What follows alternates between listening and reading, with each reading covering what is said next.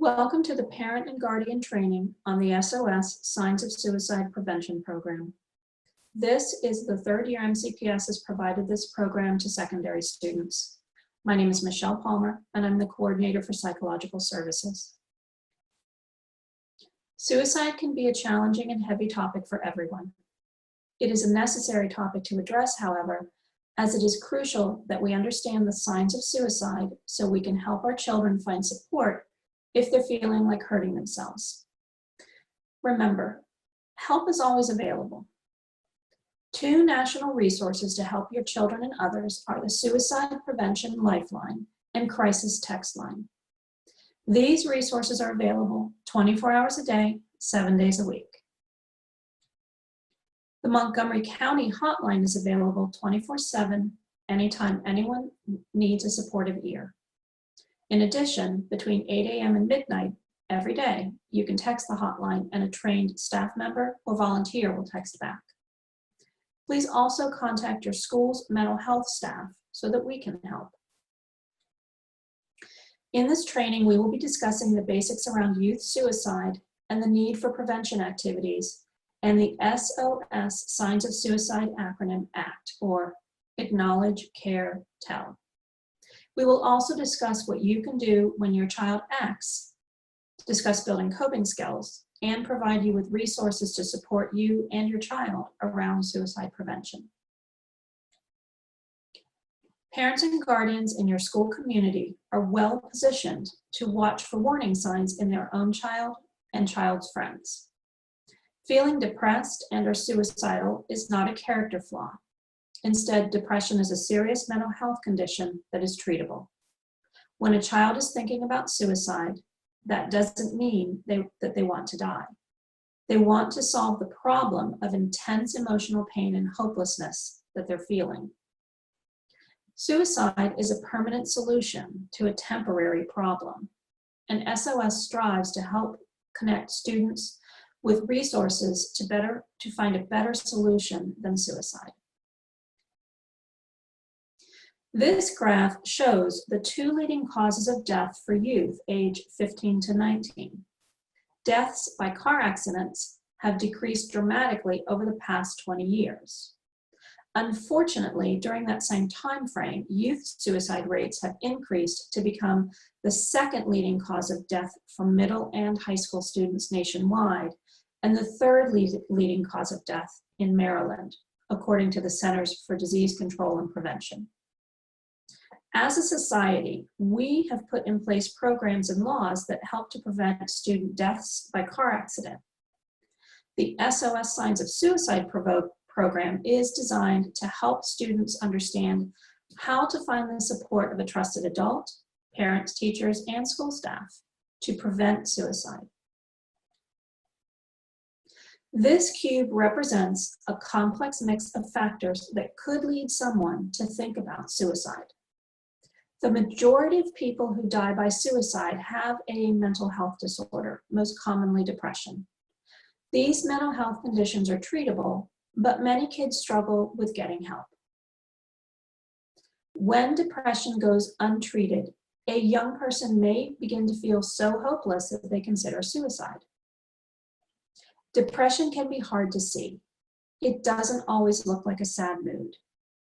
Talk to your child's doctor or your school's mental health staff if you're concerned.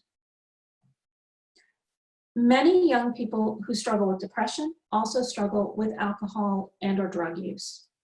Talk to your child about the dangers of using alcohol or drugs to cope with negative emotions.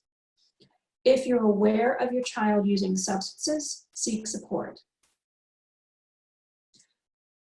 Suicide crises are often short-term, but having access to a gun makes it easier to carry out the act in an instant. Many people keep unlocked guns in their homes, making them easy to get, quick, and deadly for any young person. Reduce suicide risk by not storing a gun in your home. If you choose to keep a gun in your home, keep it locked, unloaded, and lock or store ammunition separately. Many people are uncomfortable with the topic of suicide. Implementing a universal prevention program can help our community discuss mental health issues, which is an important step in preventing suicide. The SOS program can help youth and adults differentiate between normal development and what may be a more serious mental health issue, such as depression. There have been 3 main studies of SOS. Each one used a randomized controlled design. An intervention group received the program, while a control group did not. All studies demonstrated improvements in students' attitudes toward getting help and reduced likelihood of attempted suicide. Through SOS Signs of Suicide, students watch a video and engage in discussion to learn to act, acknowledge, care, tell. Parents are an important part of this message as trusted adults in their children's lives. Students may talk to you about their concerns for themselves or a friend. When we teach students to act, we're asking them to acknowledge the signs of depression or suicide in a friend, show their friend that they care, and tell a trusted adult about their concerns. We also give them the opportunity, when documenting attendance, to let us know if they wish to talk with someone about a concern after the lesson. These are the signs of suicide. These are the signs that students are learning to identify through video and discussion in the classroom. It's important for parents to know the signs as well. They include anger, big changes in behavior, such as withdrawing from family or friends or dropping out of activities they once enjoyed, hopelessness, changes in sleep patterns, such as sleeping more or less than usual, alcohol or drug use, overwhelming pain and sorrow, and talking about suicide. And this can include journaling, writing, or posting on social media. During the SOS lesson, students learn about the power of listening to their friends and showing they care. We encourage students to practice active listening when they're concerned about a friend. The SOS lesson provides them with a few simple phrases to show they care and then tells them to just listen. The next step is important. SOS encourages students to reach out and tell a trusted adult about their concerns. We're encouraging students to think about the adults in school and out of school that they can turn to in times of distress. We want them to tell an adult so the adult can seek out help for their friend. We stress the importance of not keeping secrets. We explain that it's worth having a friend mad at them if it saves the friend's life. After the SOS lesson, your child may want to talk to you about themselves or a friend. We encourage students to tell a trusted adult at home or at school if they're worried about themselves or a friend. Remember, you may be your child's trusted adult or the trusted adult of one of their friends. You can help protect your child and their friends by opening up a conversation about mental health. If your child is concerned about a friend, you should listen to their concerns and encourage them to seek help. Contact their friends' parents directly and share your child's concerns. Contact the school's mental health staff and/or administrators so that they can support the child and family. If you or your child are concerned about a child's immediate safety, call 911. Reassure your child they did the right thing by telling you. Work together to save a life. Talking about suicide is a difficult conversation for all of us. Many people feel uncomfortable, and it's okay to feel that way, and even acknowledge that discomfort in yourself or your child. You may wish to talk with a supportive person before and debrief after any conversation you have had around your concerns. Your child may also wish to have a similar talk to a supportive person for the same reasons. This is okay and sometimes expected. The most important thing is to never keep your concerns a secret when there are concerns about suicide. We spent time discussing the signs that a student might be thinking of committing suicide and how to act to prevent suicide. However, there are many areas where we can intervene before someone reaches the point of considering suicide. Let's think about how we can build a different cube. When young people get treatment for depression or substance abuse, they can feel much better. Building connections to peers and adults, as well as healthy coping skills, can buffer young people during difficult times.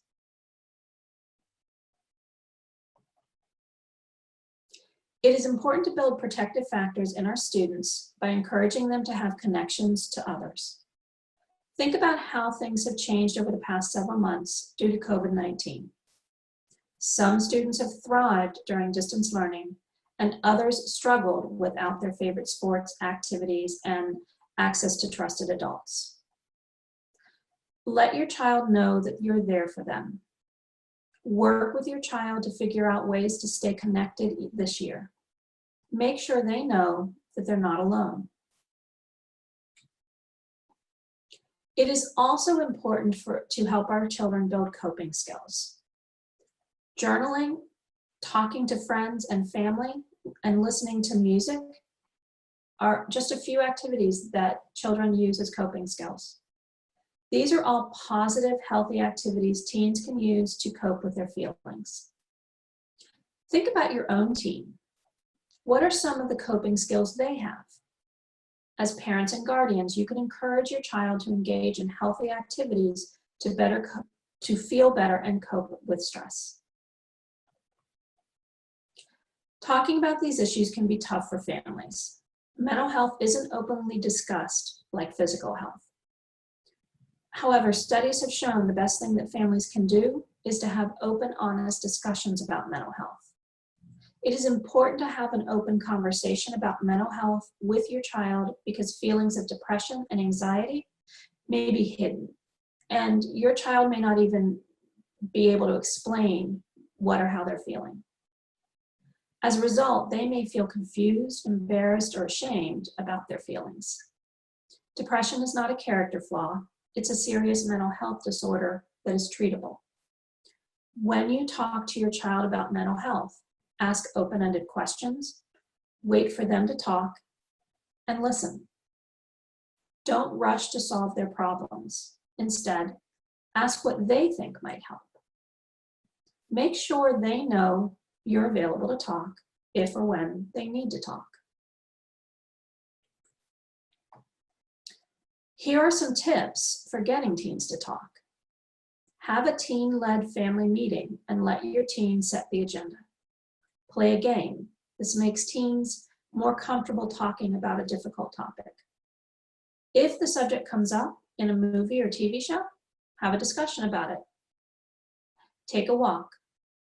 The relaxed atmosphere can make it easier for some teens to open up. Take a drive. Sometimes it's easier to talk about difficult topics without eye contact.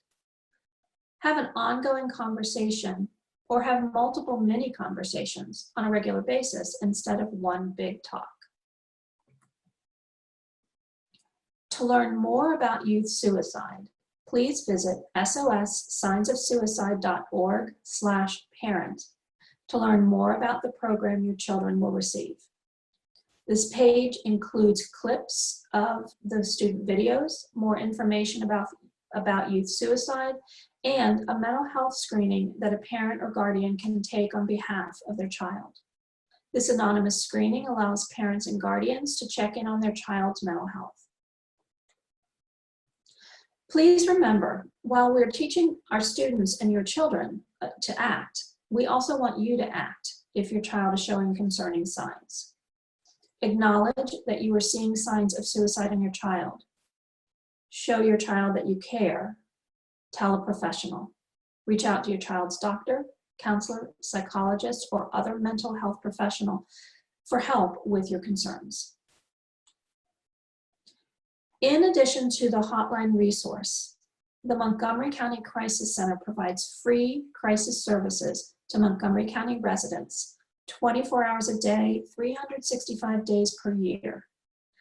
Residents may receive in-person or telehealth crisis assessment and intervention, as well as referrals to outside providers. Residents may also have telephone consultations to help determine the most appropriate next steps in getting help. The state of Maryland also has a Safe Schools Maryland site, which can be accessed through an app, the web, or by phone.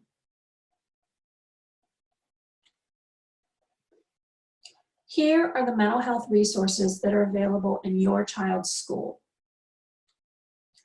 School counselors support the academic, personal, and social development of all students through a comprehensive school counseling program designed to foster and monitor progress towards high school graduation and college and career readiness.